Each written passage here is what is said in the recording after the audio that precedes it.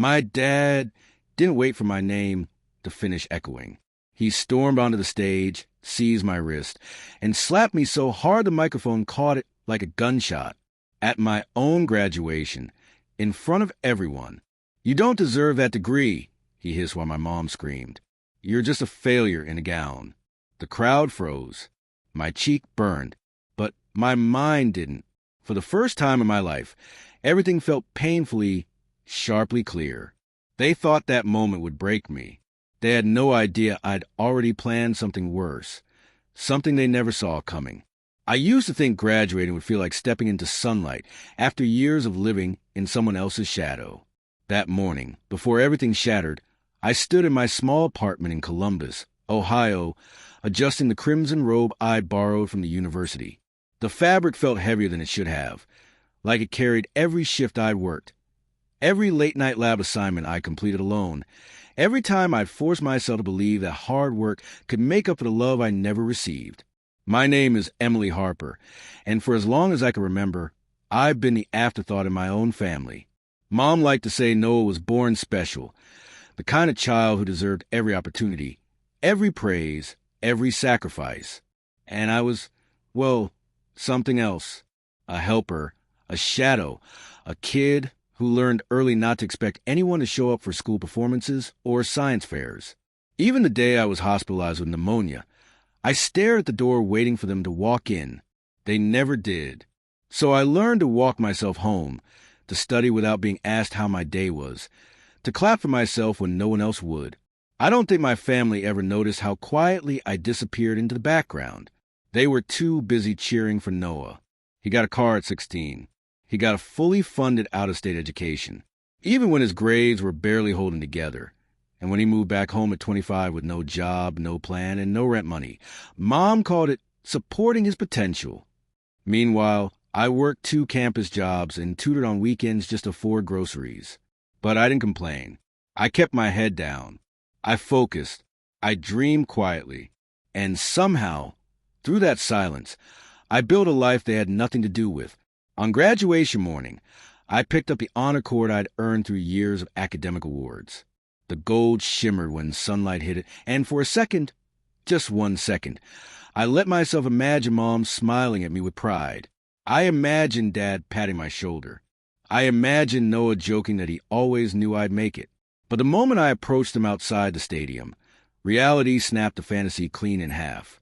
Mom barely looked at me. "That rope around your neck," she scoffed. "Is that really necessary? You're not trying to show off, are you?" Dad didn't even greet me before sighing. "Just keep things simple up there. Don't embarrass us." Embarrass them. The irony almost made me laugh. Students around us were hugging their families, crying, beaming, posing for pictures. And in the middle of all that joy, I stood with the people who had spent 21 years reminding me I wasn't worth celebrating. Still, I swallowed the ache. Today was bigger than them. At least I wanted it to be. But sometimes life waits until the exact moment you rise to reveal who's been trying to pull you down all along. The closer we got to the ceremony, the more the air around my family seemed to tighten. Dad walked a few steps ahead of us, hands shoved deep in his pockets, jaw set like he'd been dragged here against his will. Mom kept fussing with Noah's collar, swatting his hands away as he scrolled on his phone, barely acknowledging that this day had anything to do with me at all. When I tried to stand beside them for a photo, Noah didn't move an inch. "Emily!" "Seriously," he muttered. "Not everything has to be some big moment." Mom nodded, already annoyed. "Your brother just woke up, Emily. Don't start." I stepped back, heat rising to my cheeks. Around us, families were taking pictures like these were treasures they'd framed forever. Moms wiping their eyes. Dads trying to hide how proud they were. One girl's little sister held a handmade sign with glitter letters spelling, "You did it." The kind of sign I used to make for myself when I was younger because no one else would. I reminded myself to breathe. Inside the stadium, I lined up with the other graduates, the honor cord warm against my neck. Ahead of me, a girl whispered excitedly into her phone about her parents arriving early just to save seats. Behind me, a guy kept turning to check if his dad had made it to the front row. Every tiny moment around me felt like a quiet, reminder of what I never had. Dad's voice cut through my thoughts as he approached the barrier separating guests from graduates. "Emily," he said sharply, beckoning me over with 2 fingers like I was a child being summoned. I stepped closer, heart tapping nervously against my ribs. He looked me over, eyes cold, evaluating. "Keep your speech short. Don't try to make it emotional. No bragging. This isn't about you." My breath caught. "Dad, it's valedictorian. I'm supposed to." He leaned in, dropping his voice low enough that only I could hear. "You don't deserve that degree." The word sank like a stone into my chest. I stared at him, unsure if I had misheard, but he didn't blink, didn't flinch. He just let the sentence hang there like a verdict he'd been waiting years to deliver. Something inside me went still. Behind him, Mom rolled her eyes at my frozen expression. "Oh, don't make that face. Just get through this, okay? And try not to draw attention." Draw attention. At my own graduation as a valedictorian. I stepped back into the line, gripping the edges of my gown to steady myself. The stadium lights brightened, casting long shadows across the rows of chairs. The music swelled. Names began to echo through the loudspeakers as graduates stepped forward one by one. My palms were damp, my throat tight. But beneath the nervousness, something new flickered, sharp, metallic, undeniable. Not anger, not yet. Awareness. I'd spent my whole life excusing their cruelty, translating it into stress, disappointment, misunderstanding. But in that moment, hearing my own father tell me I didn't deserve the thing I fought hardest for, I saw it clearly. They weren't afraid I'd embarrass them. They were afraid I'd outgrow them. When my name was finally called, the stadium erupted in a wave of applause that didn't feel real. For a moment, I let myself believe the sound belonged to me, that I had earned every clap, every cheer, every hopeful face looking toward the stage. My heels clicked against the wooden steps as I climbed, my speech trembling slightly in my hand. I took my place behind the podium, the lights hot on my skin, my heartbeat loud but steady. And then, before I could draw my first breath, everything fractured. A sharp, slicing voice tore through the noise. My mother. "You're just a failure in a gown," she screamed. Standing now, her finger pointed at me like I committed some public crime. A ripple of confusion spread across the crowd. I froze. Before I could register her expression, my father pushed through the aisle. His movements were fast, too fast, like anger was pulling him forward. He stormed up the steps, grabbed my arm hard enough to stop my breath, and slapped me across the face. The microphone caught it. The crack echoed across the... For a second, no one moved. The air held its breath. My cheek burned. My ears rang, but my mind went eerily quiet. I tasted metal, maybe blood, maybe fear, or maybe it was something else, something colder. And my father hissed, "I told you not to embarrass us." Embarrass them. My vision sharpened. The crowd blurred, but his face, his anger, came into razor focus. He wasn't ashamed of hitting me. He was ashamed people saw him do it. Security rushed forward, voices overlapping, hands reaching. "Sir, you need to step back. Sir, step away." My mother shouted at them, insisting they didn't understand. Noah ducked his head like he hoped no one recognized him. My graduation ceremony dissolved into chaos because of the people who claimed to love me. As security guided them away, my professor hurried to my side. Emily, can you hear me? Are you okay?" His worried eyes blurred a little, not because I was crying, but because some part of me was collapsing inward, folding into itself. But then something inside me hardened. I straightened, ignoring the throbbing in my cheek. "I'm fine," I whispered, though the word didn't feel entirely true. Still, I finished walking across the stage, shaking the dean's hand with fingers that trembled only slightly. The audience cheered louder than before, louder than necessary. Maybe out of pity, maybe out of outrage, maybe because they had just witnessed something unforgettable for all the wrong reasons. When the ceremony finally ended, I didn't go meet my classmates. I didn't search for anyone. I walked straight across the field, past the tents and the families and the scattered programs on the grass, and headed to the administration building. The hall inside was quiet, fluorescent lights humming faintly. When the woman at the financial aid window asked what I needed, my voice didn't waver. I want a printed breakdown of every payment for my tuition. I said, every semester, every source. She hesitated, then nodded. Minutes later, I held the pages in my hands. Line after line confirmed what I already suspected. They had contributed nothing, not $1.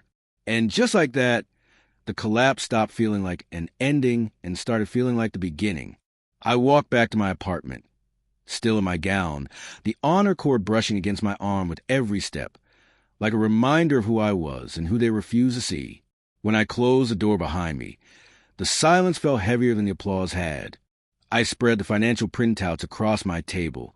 Scholarship grants, research stipends, awards, summer program credits, tutoring income, even the bills I'd paid from working late in the university lab. The truth glared at me in black ink. Every achievement I had, I earned alone, and then something inside me clicked, clean, final, inevitable. I opened the bottom drawer of my desk and pulled out the envelope my parents had given me last year. Just sign these, Dad had said. It'll make things easier for us when we retire. I thought, stupidly, it was the first time they trusted me with something important. Now I knew better. Inside were the documents appointing me as temporary proxy in emergencies. They never imagined I'd use it. They assumed I'd always stay small, grateful, obedient. They assumed wrong. The next morning, I sat across from a financial advisor in a small office overlooking downtown Cleveland. My cheek was still bruised, but I didn't bother covering it. You have legal authority to restructure the fund, he confirmed after reviewing the paperwork. It's unusual, but it's valid. I want it protected, I said, not liquidated for myself. Just move somewhere they can't misuse it. He nodded slowly, as if studying me. Most people come in angry. You don't look angry. I considered that. I'm not. I'm done. By noon, the paperwork was filed. The fund was placed into a trust with protections they couldn't bypass. I wasn't taking a cent. I was simply closing the door they kept slamming in my face. Hours later, the video of my father slapping me hit the internet. Valedictorian struck by parent on stage. The clip spread fast. First among students, then local news, then people across the country who saw themselves in my stillness, my silence, my refusal to break even when the world watched me shatter. Messages filled my inbox. Strangers sent support, shared their stories, asked if I was safe. I didn't respond to most, but one email made me stop. A tech investor from Portland wrote, "Anyone who can hold composure under that kind of pressure has the resilience I want in my lab. Interested in joining my team?" The offer was double what the university had given me. That night, I sat in my dark apartment, the only light coming from my laptop screen. My parents thought they'd humiliated me. Instead, they created the moment that changed everything. But I wasn't done. I returned to the university the next day. When the auditorium was empty, I walked back onto stage. The podium still stood there, silent, waiting. It felt surreal being in the same place, but without the chaos, without their voices poisoning the air. I set up my phone, hit record, and faced a camera. My parents said I didn't deserve my degree. I began, so let's talk about what I actually deserve. I laid out everything, calm, factual, steady, the scholarships, the grants, the bills I'd paid alone, the proxy rights they signed, the trust now protecting their own retirement from their poor decisions. I'm not destroying their future, I said softly. I'm protecting mine. Then, as a symbol not of revenge but of closure, I fed the old paperwork they gave me into a shredder. The sound was slow, deliberate, final. They had no idea what I would do next, I said to the camera. But I hope they learned something from what I did. I stopped recording. No dramatics, no yelling, just truth. The video hit 1 million views in 2 days. My parents didn't call at first. Then on day 3, Dad left a voicemail. "Emily, send us the access code to fund. We can't get in." No apology, no acknowledgement, no humanity.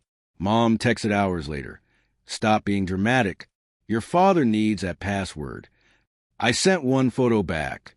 The shredded documents. The next week, I boarded a flight to Portland to start my new job. I didn't tell them. I didn't owe them that. My new workplace was bright, modern, full of people who cared more about ideas and appearances. For the first time, I felt like I belonged somewhere. It didn't take long for them to find me. One afternoon after a long strategy meeting, I walked into the lobby and froze. My mother stood there twisting her handbag. My father hovered beside her, older, somehow deflated. The receptionist gave me an apologetic look. She recognized him from a viral video. Mom stepped forward. "Emily, sweetheart, we just want to talk." I kept walking until I stood a deliberate distance from them. "Now you want to talk?" I said, "when there's no stage, no audience, no applause to drown out who you really are." My father cleared his throat. "Your brother told us you exaggerated things online." "Really?" I said, "because the slap wasn't edited.